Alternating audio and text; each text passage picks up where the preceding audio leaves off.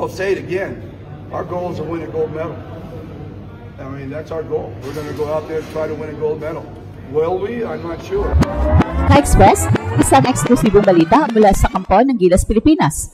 Ngayon, July 30, lumipad na ang pambansang koponan patungong Jeddah, Saudi Arabia, isang mahalagang hakbang sa kanilang paghahanda para sa FIBA Asia Cup.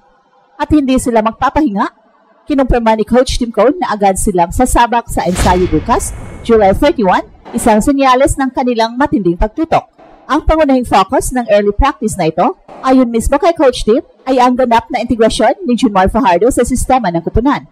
Dahil sa kanyang pagiging abala sa PBA Finals, medyo nahuli si Junmar sa full training ng Gilas, kaya critical ang bawat minuto ng practice upang masiguro ang kanyang chemistry sa team bago ang mga formal na laban. Higit pa rito ka-Express, merong malinaw na misyon ang Gilas sa Asia Cup. Ang target ay ang gintong medalya. Ito ang deklarasyon mismo ni Coach Tim Cone na sinusuportahan din ng Samahang Basketball ng Pilipinas, SBP President Al Pandelio, at ng naturalized player na si Justin Brownlee. Malaki ang expectation at malinaw ang direksyon ng Gilas ngayon. At bilang huling pagsubok bago ang Asia Cup, nakaschedule ang tune-up game ng Gilas kontra Jordan sa August 2, nagaganapin din sa Jeddah. Ito ang huling pagkakataon para sa Gilas na ayusin ang kanilang mga taktika at kumpirmahin ang kanilang kahandaan sa mas matinding competition. Manatili dito at alamin ang lahat ng mga detalye sa paghahanda ng Gilas sa Saudi Arabia at ang kanilang misyon para sa ginto. Ka-Express, mahalagang update mula sa kampo ng Gilas, Pilipinas matapos ang kanilang paglipad. Matagumpay na nakarating ang pambansang koponan sa Jeddah, Saudi Arabia ngayong araw at wala nang sinayang na oras si Coach Tim at ang kanyang coaching staff dahil agad nilang itinakda ang ensayo ng Gilas bukas, July 31, isang malinaw na indikasyon ng kanilang matinding pagtutok at indikasyon sa paghahanda para sa nalalapit na FIBA Asia Cup 2025. Ang desisyon na agad sasabak sa practice sa sandaling makarating sa Jeddah ay nagpapakita ng pagiging seryoso ng koponan sa bawat minuto ng kanilang preparasyon. Limitado ang kanilang oras bago ang mismong Asia Cup, kaya ang paggamit ng bawat pagkakataon para magsanay at buuin ang chemistry ng team ay critical.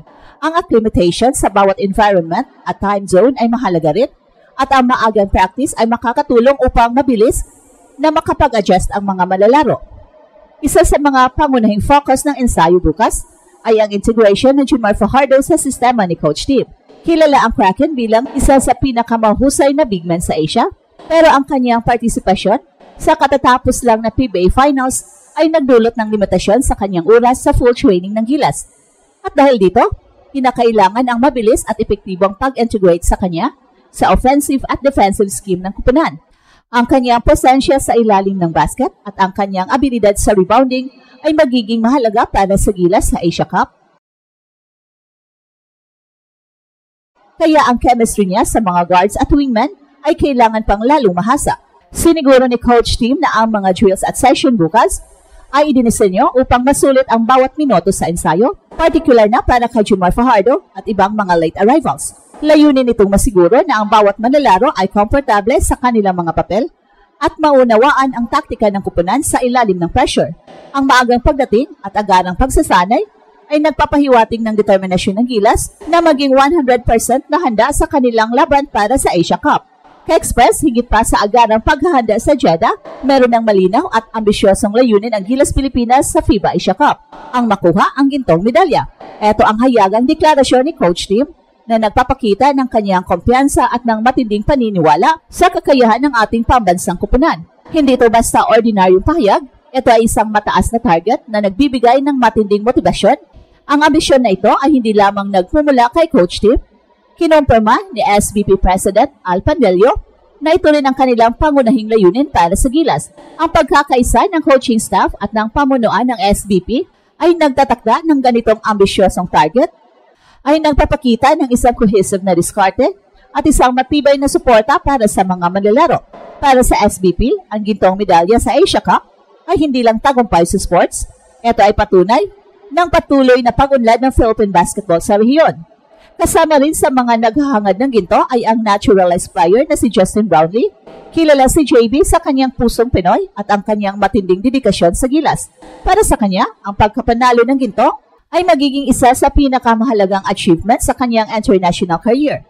ang kanyang leadership sa loob at labas ng court, kasama ang kanyang abilidad na umiscore sa clutch situations, ay magiging critical sa pagkamit ng layuning ito. Ang presensya ng isang manlalaro tulad ni JB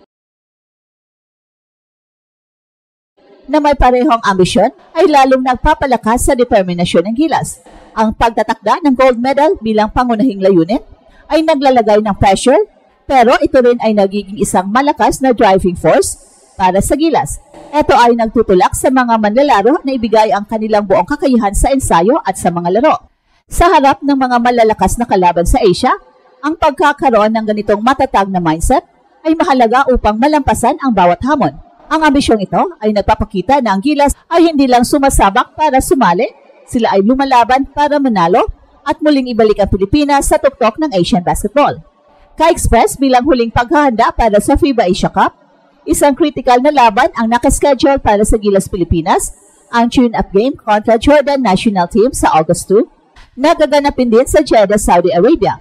Ito ang huling pagkakataon para sa kupunan na sukatin ang kanilang kahandaan at ayusin ang anumang kakulangan bago ang opisyal na pagsisimula ng torneo.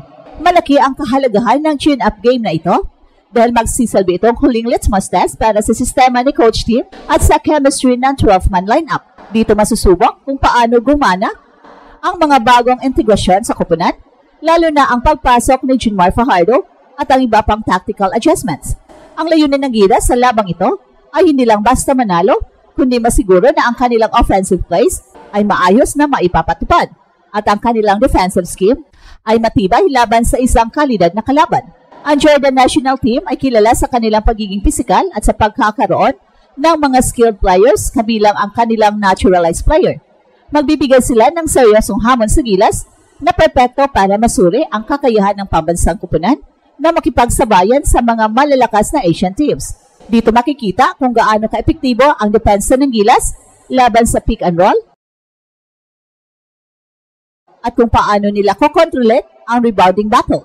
Ang bawat error at bawat success play sa laban kontra Jordan ay magbibigay ng mahalagang insight sa coaching staff para sa final adjustments. Bukod sa tactical aspects, mahalaga rin ang tune-up game na ito para sa mental at physical na paghahanda ng mga manlalaro.